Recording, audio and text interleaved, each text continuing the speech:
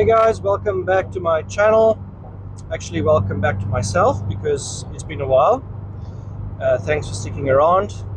But I'm back without beard and driving what I think is one of the big surprises of 2023, the Subaru WRX manual. Now that last bit is important because I don't think there are many manual performance sedans under R1 million. I don't think there are any. So this is quite a unique car, and the manual experience in this car, this latest generation WRX, really transforms it. Everybody has come back with a big smile on their face after driving this car. Let me tell you why.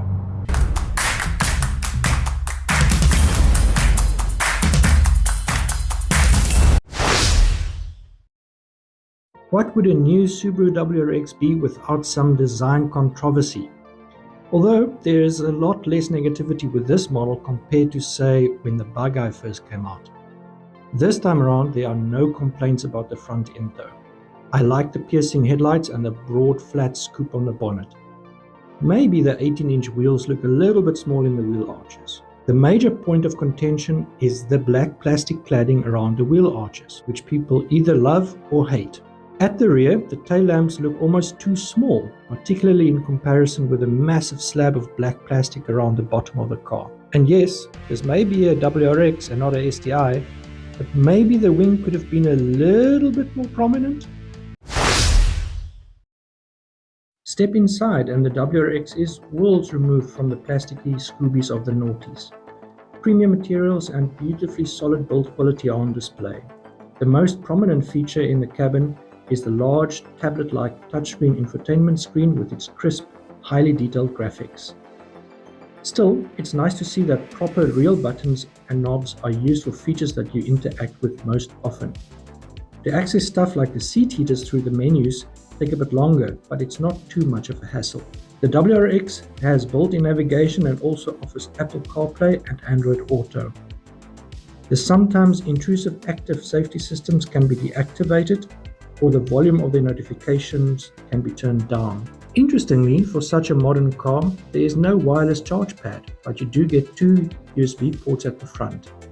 And, big surprise, those of you who still listen to CDs will find a player hidden underneath the armrest. So in terms of cabin space, as I said, this car is slightly longer, wider, and a little bit lower than before. And I would say, look, I'm 6 foot, just about 1.8 meters. And my head is, if I lean back, it is touching the roof lining. So it's not for very tall passengers. The seats themselves are very comfortable though. The positioning of the squab and the backrest really good. And there's more than enough legroom. I'm seated there on my own driving position, and you can see there's more than enough knee space, nice foot space as well. Got heated seats at the back, as well as two USB-A charging ports, of course, Subaru. Yeah, pretty comfy, and the backrests do fall down, and you can pack some bigger things in the boot, I guess. Certainly as spacious or more spacious than the hatchbacks. The boot is of a decent size at 423 liters, and the rear seats can fold down. A smaller temporary spare wheel is located under the boot floor.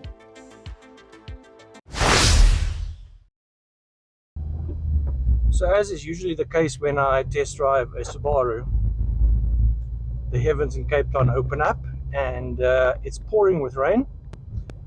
But it's not that big a problem because, of course, this car does have symmetrical all-wheel drive, so lots of grip. It's also wider than before. It's a little bit longer and it's lower, so it's got more of like a hunkered stance to it. And Subaru says the torsional rigidity and the lateral rigidity at the front especially has been significantly improved. And just sort of driving around here, Franschhoek area, the ride is firm. This is not a soft sedan. So it doesn't matter what the press material or the marketing material tells you, You know, inside it may be all plush and it has a lot of luxury features and so on.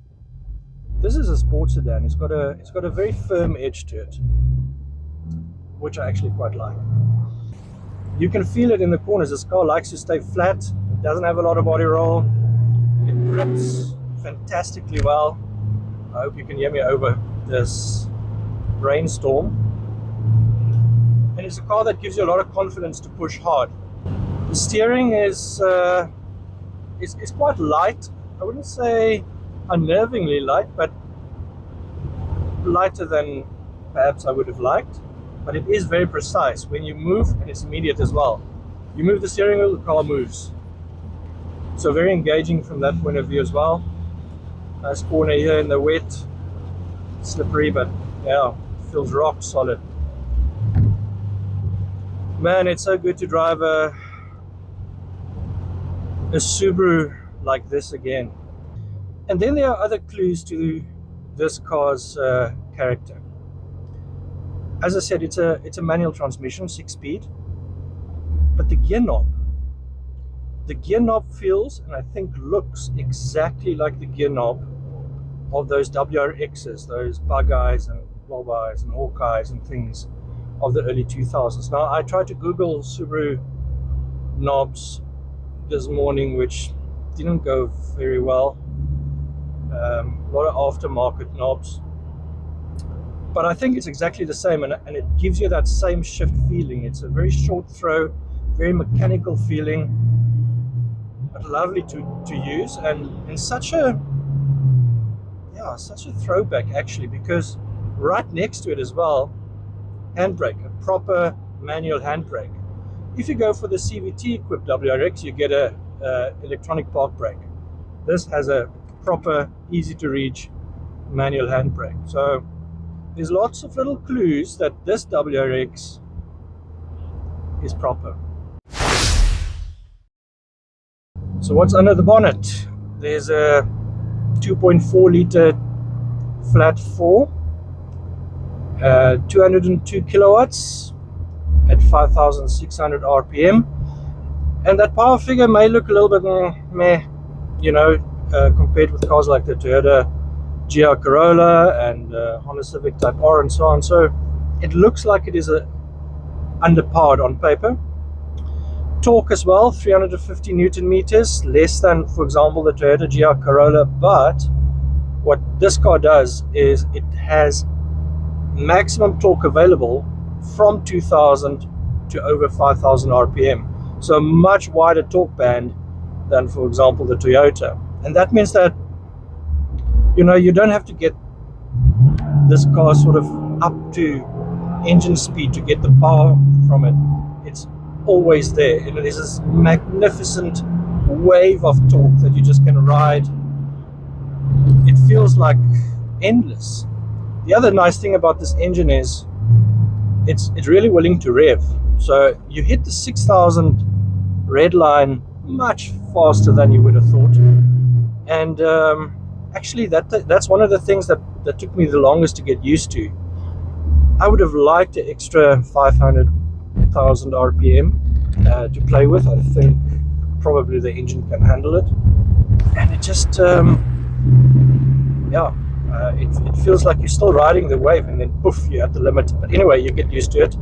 And the gearbox is a delight to use. It is fast, 0 to 106 seconds they claim, but you will need to know how to launch a car like this to get that time. Right, some sort of a conclusion. I really like this car. I've spent a lot of time with it in the last 3 months, and I wouldn't say I had low expectations, but I did not expect to be blown away in the way that I have been. And that's mostly because after, let's say, Hawkeye WRX, Subaru went on this premium drive, and in the process sacrificed some of the sort of emotive aspects of what made those original WRXs so entertaining. And don't get me wrong, there's nothing wrong with going premium. This car is beautifully made. I think what they've managed to achieve for the first time with this generation of WRX is to go up market, be premium, have all the features, most of the features, very safety oriented as well, but bring some of that emotion back. And I did not quite expect that, not to the extent that this guy's delivered it. And I'm really glad that we chose the manual, because there's so much about this car that reminds me of those WRXs from the 2000s. This gear knob, as I said many times, it is, I think, identical to the cars from that time. The positioning of the handbrake lever, actual manual handbrake. You know, the sound of the engine when you start it up, or the exhaust, the thrum. My neighbors don't like it. Dogs also don't like it. And when you drive it, it's not a car that you just cruise in. It can do that, but it's a car that just begs to be driven hard, and that's what the Subarus of old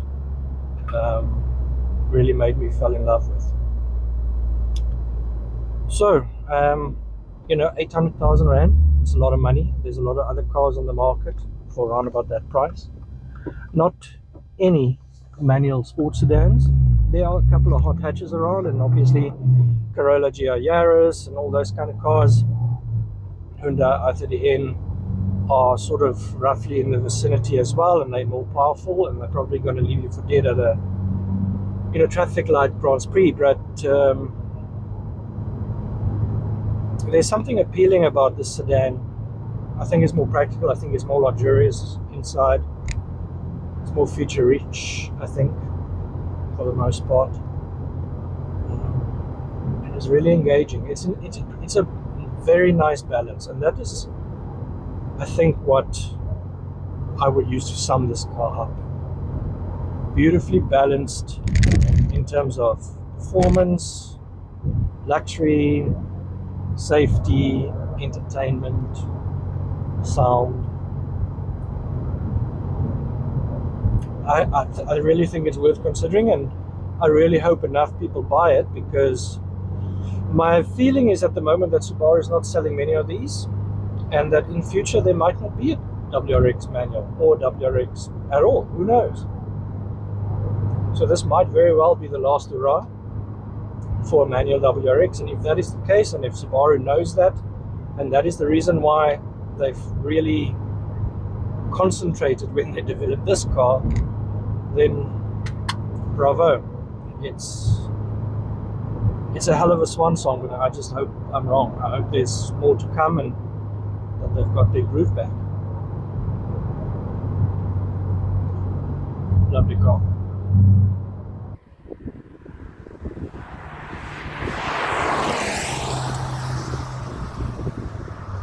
Thanks so much for watching, guys. I hope I will be back soon.